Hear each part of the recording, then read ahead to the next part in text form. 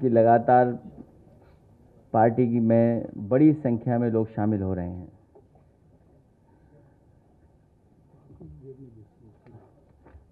बहुत लंबी सूची थी, बड़ी संख्या में नेता हैं, अनुभवी नेता जो आज पार्टी में शामिल हो रहे हैं। सबका नाम लेना संभव नहीं था। कुछ साथी यहाँ बैठे हैं, कुछ साथी दूसरे हॉल में भी बैठे हैं। मैं सभी साथियों का जो आज समाजवादी पार्टी में शामिल हो रहे हैं, मैं एक एक साथी का बहुत बहुत धन्यवाद और आभार प्रकट करता हूं। जो मुख्य रूप से हमारे साथ बैठे हैं, पूर्व सांसद रहे, पूर्व मंत्री रहे, राजपाल सैनी जी, मैं इनके साथ बड़ी संख्या में साथी हैं, उनका स्वागत करता हूं। काजल निषाद जी और इनके साथ भी बड़ी संख्या में इनके समाज के लोग, इनसे जुड़े हुए लोग, इनसे प्रभावित लोग, और न केवल यहाँ पर जो कम संख्या में आए हैं, लेकिन बड़ी संख्या में जहाँ जहाँ इनका कार्य क्षेत्र है वहाँ पार्टी में शामिल हो रहे हैं। मैं उन सभी साथियों का बहुत बहुत स्वागत और बधाई देता हूँ। सबसे बड़ी उपलब्धि और सबसे बड़ा धन्यवाद हम अपने बगल में बैठे पंचायती निरंजन अखाड़ा के महामंडलेश्वर, जिनके आने से खुशी भी है, और समाजवादी पार्टी में बड़े पैमाने पर साधु संत भी प्रभावित होकर के जुड़ रहे हैं। ऐसे सन्यासी का मैं बहुत बहुत स्वागत करता हूं। आदरणीय महामंडलेश्वर बालयोगी आचार्य श्री स्वामी सत्यात्मानंद जी का मैं बहुत बहुत स्वागत करता हूं। ये अकेले नहीं हैं, इनके साथ बड़ी संख्या में लोग जुड़ रहे हैं। मैं सभी लोगों का बहुत बहुत आभारी और स्वागत करता हूं। और भी साथी जिनका नाम नहीं ले पा रहा हूं, बाराबंकी के हमारे कई चेयरमैन हैं, दूसरी पार्टी के हैं, जो राकेश वर्मा जी के साथ आए हैं, मैं उन सब का स्वागत करता हूं, बहुत बहुत बधाई देता हूं।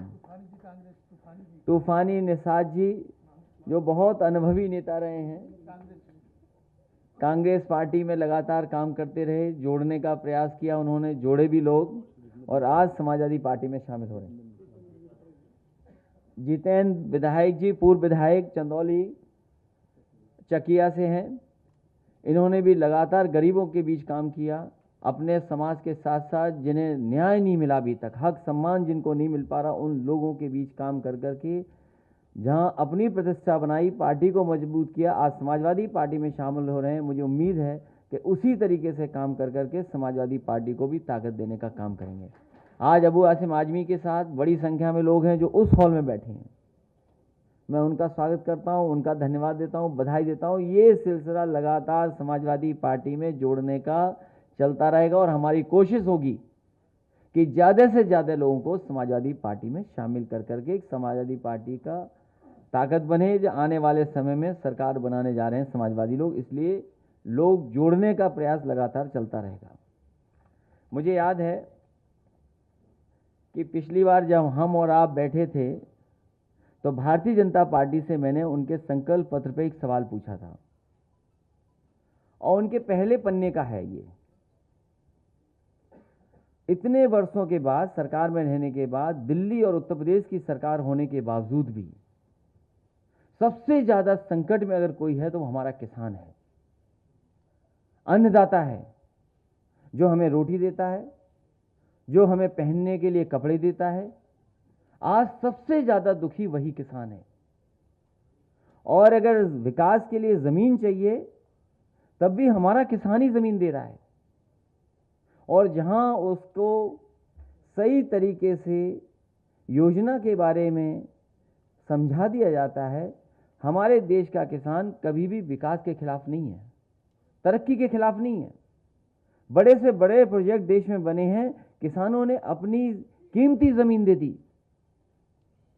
लेकिन आज भारतीय जनता पार्टी के सामने लगातार हमारे ये किसान आंदोलन करने वाले लोग लगातार आंदोलन कर रहे हैं, पिछले कई वर्षों से लगातार उनसे अपनी मांग रख रहे हैं, तरह तरह का तरीका अपनाया कि सरकार जाग जाए, सरकार तक बात पहुंच जाए। किसान कल्याण समिति बना करके लगातार संघर्ष छेड़ा, मैं दोनों लोगों को, बबली गुर्जर को और सतीश राठी को बधाई देता हूं। उनके साथ बहुत सारे किसान हैं जो लगातार इसके लिए लड़ रहे हैं। मैंने भरोसा दिलाता हूं कि इस सरकार ने किसानों के साथ अन्याय किया है, पीड़न किया है, जमीनें भी छीन ली हैं और ऐसे काले कानून ले आए हैं कि समय आने पर किसानों के खेत की मेड़ टूट जाएगी और उनकी जमीन भी कब्जा कर लेगी सरकार। हम आपको भरोसा दिलाते हैं जब कभी समाजवादियों को मौका मिलेगा तो आपके साथ न्याय होगा। और जिस तरीके से समाजवादी पार्टी ने हमेशा सर्किल रेट बढ़ा करके और 4 गुना मुआवजा दिया है, उसी तरह की व्यवस्था के लिए आपका सहयोग करने का काम समाजवादी लोग करेंगे आने वाले समय में। पहले पन्ने पर भारतीय जनता पार्टी ने लिखा था कि 2022 तक उत्तर प्रदेश के किसानों की कृषि आमदनी को दोगुना करने के लिए एक विस्तृत रोड मैप तैयार किया जाएगा। और मंचों से यह कहा, प्रधानमंत्री जी से लेकर के भारतीय जनता पार्टी के सभी नेताओं ने, कि 2022 तक हम किसान की आय को दोगुना कर देंगे। उत्तर प्रदेश का किसान, उत्तर प्रदेश की जनता भारतीय जनता पार्टी से जानना चाहती है जनता कि आखिरकार आज किसान की आय क्या है। आज जो महंगाई बढ़ गई है, जो कीटनाशक दवाइयां महंगी हैं और लगातार महंगाई को बढ़ा रहे हो, आज किसानों की आय क्या है। और 2022 तक वादा किया था किसानों की आय दोगुनी कब हो जाएगी। ये तो पहले पन्ने की बात थी। दूध को लेकर भी उन्होंने बहुत विस्तृत न जाने कितनी जानकारी दी है कि डेयरी प्रोडक्ट्स और मिल्क को लेकर के बड़े पैमाने पर योजनाएं तैयार होंगी। राष्ट्रीय डेयरी विकास बोर्ड की सहायता से हर जिले में 4 जिलों में समूह में एक संपूर्ण मिल्क प्रोसेसिंग डेयरी की स्थापना की जाएगी। समाजवादी सरकार थी तो 2 अमूल के बड़े बड़े प्लांट लगे थे जिनके 5 लाख लीटर प्रतिदिन का प्रोक्योरमेंट है। एक कानपुर देहात में, एक लखनऊ में अमूल का प्लांट लग गया था। इटावा में मदर डेयरी का नेताजी ने लगवाना शुरू किया था, उसको पूरा करने का काम पिछली सरकार में, समाजवादी सरकार में हुआ। 15 लाख के अलावा जो उत्तर प्रदेश की अमूल से पुरानी है पराग, उसमें भी हजारों करोड़ रुपया लगा करके उसको भी पटरी पे लाने का काम किया था। आज हम जानना चाहते हैं भारतीय जनता पार्टी से, उनके ही घोषणा पत्र से, उन्हीं के संकल्प पत्र से दूसरा सवाल कि उनके तो गुजरात से संबंध अच्छे हैं, गुजरात से संबंध अच्छे हैं तो आखिरकार अमूल का प्लांट वही जो समाजवादियों ने लगाए थे वही लगे हैं। आखिरकार वो नए प्लांट क्यों नहीं लाए 4.5 साल में? उनको किसने रोका था? और समाजवादी सरकार चली गई, जो उत्तर प्रदेश में अमूल के प्लांट लगे हैं वहां उत्तर प्रदेश के किसानों का दूध नहीं लिया जा रहा है। उत्तर प्रदेश में जो अमूल के डेयरी प्लांट लगे हैं उसमें उत्तर प्रदेश के किसानों का दूध नहीं लिया जा रहा, उनका प्रोक्योरमेंट नहीं किया जा रहा है। वो भी दूध गुजरात से ला करके अमूल के प्लांटों में दिया जा रहा है। जब गुजरात से आप ला सकते हैं, हमारे किसानों का क्यों नहीं ले रहे हैं आप? और आज भी हजारों करोड़, यहां वेस्टर्न यूपी के लोग बैठे हैं, हमारे प्रमोद त्यागी जी जिलाध्यक्ष बैठे मुजफ्फरनगर के, राजपाल सैनी जी पूर्व मंत्री रहे, और लोग भी हैं, वो जानते होंगे पूरे उत्तर प्रदेश के किसानों का बकाया आज है गन्ने का। सरकार कहती हमने भुगतान किया है। सवाल भुगतान का नहीं है, सवाल बकाया का है। इसलिए इन सवालों को यहीं छोड़ता हूं मैं। अभी लगातार हम और आप मिलते रहेंगे। पहले सवाल का जवाब नहीं मिला क्योंकि मुख्यमंत्री जी किसी और भाषा को जानते हैं, उनके कानों तक किसानों की भाषा नहीं पहुंचती, किसानों की पुकार नहीं पहुंचती। उन्हें तो चुनाव को दूसरी तरफ लेना आना है। मैं तो केवल एक ही कहूंगा बात, भारतीय जनता पार्टी के मुख्यमंत्री जी को अपनी भाषा पर संतुलन रखना चाहिए। कल मैंने इंटरव्यू सुना है, हमारा आपका मुद्दों पर झगड़ा हो सकता है, लेकिन अगर हमारे पिताजी के लिए कुछ कह रहे हो तो तैयार रहना, अपने आपके पिताजी के लिए भी मैं कुछ कह दूंगा। इसलिए मुख्यमंत्री जी अपनी भाषा का संतुलन रखें और जिनका आप स्वागत कर रहे हो उनको आपने लूटा है पूरा का पूरा लोकतंत्र। जिला पंचायत अध्यक्ष और ब्लॉक प्रमुख का स्वागत कर रहे हैं आप, उन लोगों का स्वागत कर रहे हैं जहां पर अपमानित हुई थी बहनें हमारी, उनके कपड़े छीन लिए गए थे ब्लॉक प्रमुख बनने के लिए, जिला पंचायत अध्यक्ष बनने के लिए खुलेआम पैसा दिया गया, आप उनका स्वागत कर रहे हैं। इससे बड़ा पाप लोकतंत्र में कोई नहीं कर सकता। मैं प्रेस के लोगों का बहुत बहुत धन्यवाद देना चाहता हूं और उम्मीद है कि ये 2 सवाल पूछे गए हैं किसान को लेकर के और किसान के डेयरी प्रोडक्ट्स को लेकर के, शायद सरकार इनका जवाब देगी।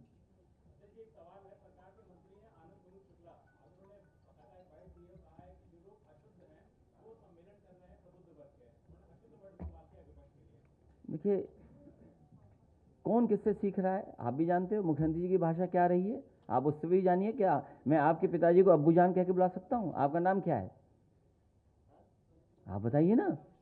हाँ, सोचिए आप, ये भाषा मुख्यमंत्री होगी। जिस मुख्यमंत्री की भाषा ऐसी हो, उसके मंत्री, उसके सहयोगी कैसी भाषा बोलेंगे? क्या उम्मीद करोगे? आज सबसे ज्यादा दलित, पिछड़े, मुसलमान जेल में हैं। कौन जिम्मेदार इसके लिए?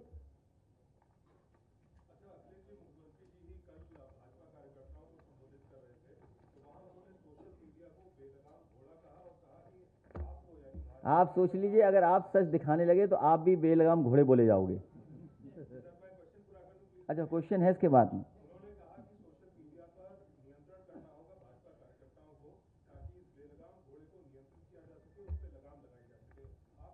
2014-2017 का चुनाव सोशल मीडिया पे सबसे ज़्यादा अफवाह, सबसे ज़्यादा गुमराह, सबसे ज़्यादा फर्जी फेक वीडियोस, ऑडियोज, फर्जी काम करने का काम भारतीय जनता पार्टी ने किया। आज जनता जब जागरूक हो गई है, जब इंटरनेट के पेनिट्रेशन गांव तक पहुंच गया है, 4G का अगर किसी ने नेटवर्क सबसे ज़्यादा उत्तर प्रदेश में बढ़ाया था तो समाजवादी सरकार ने बढ़ाया था, जिसकी वजह से गांव-गांव आज इंटरनेट पहुंच गया।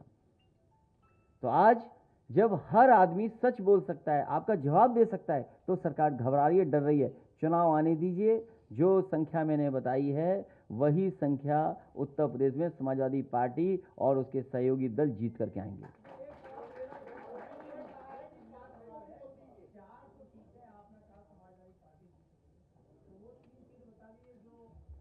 उसका जवाब मैं दे चुका हूं। लोकतंत्र में और मजबूत लोकतंत्र में विपक्ष भी होना चाहिए। और आपका सवाल एकदम अच्छा है।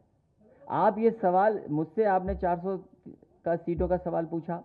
मैं पत्रकार साथियों से कहता हूं, भारतीय जनता पार्टी से भी सवाल करिए कि बुलेट ट्रेन उत्तर प्रदेश में किस तरफ से आ रही है, और क्यूटो बना कि नहीं बनी, स्मार्ट सिटी बनी कि नहीं बनी। अगर 400 पे हमसे सवाल पूछ रहे हैं आप, हम तो अपनी तैयारी कर रहे हैं। आज हमारे साथ महामंडलेश्वर जी बैठे हैं, राजपाल सैनी जी बैठे हैं, इंद्रजीत सरोज जी बैठे हैं, आदरणीय वीपी पांडे जी बैठे हैं, राकेश वर्मा जी बैठे हैं। इधर आप देख लीजिए, त्रिभुवन दत्त जी बैठे हैं, पुराने मंत्री। त्रिभुवन दत्त जी पूर्व मंत्री, बसपा से विधायक रहे। भारतीय जनता पार्टी कहती है सब हमारे साथ है, सब समाज हमारे साथ है। और हमारे साथ क्या है? इसलिए मैं कह रहा हूं, सवाल अगर 400 का हमसे पूछ रहे हैं तो सवाल ये भी पूछिए कि बुलेट ट्रेन उत्तर प्रदेश में किस कोने से आ रही है।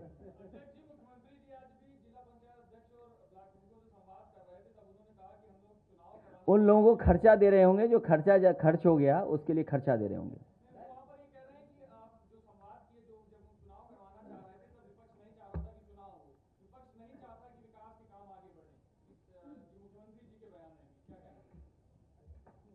पूरे देश ने देखा है कि हमारी बहनों के साथ कैसा व्यवहार भारतीय जनता पार्टी ने किया। ये चुनाव डीएम और एसपी ने जिताया है।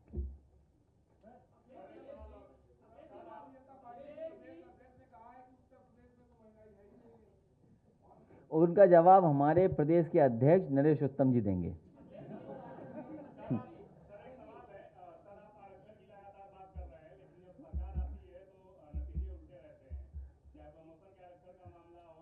समाजवादी पार्टी और हमारी पूरी लीडरशिप बैठी है। जब घोषणा पत्र आए तो बहुत ध्यान से सब लाइनें पढ़ना आप।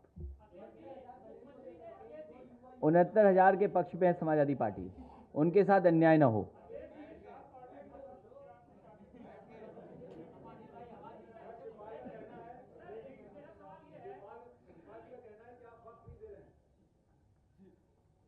मेरी तो बात होती है, आपने क्यों नहीं सुना इस बात को?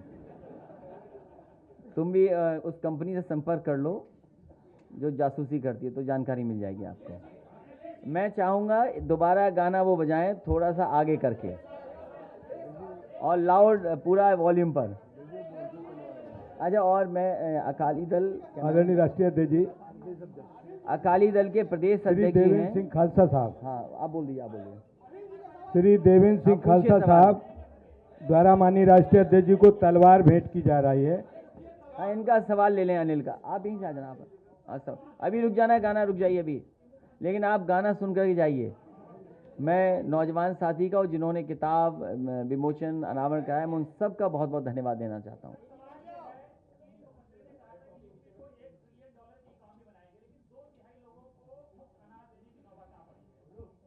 ये सवाल भारतीय जनता पार्टी को जवाब देना चाहिए कि पहले गरीब की संख्या क्या थी और क्या गरीबों की संख्या बढ़ गई है। क्या लगातार इनकी सरकार में गरीबी बढ़ी है कि नहीं बढ़ी? ये जवाब भारतीय जनता पार्टी को देना चाहिए।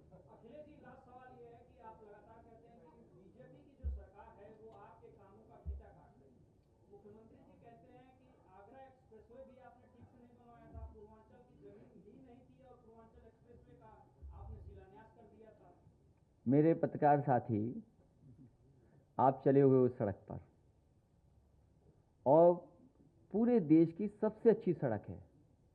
उस समय भी मैं कहता था, अमेरिका को लेकर के जो उदाहरण दिया जाता था कि अमेरिका ने सड़कें बनाई और सड़कों ने अमेरिका बना दिया।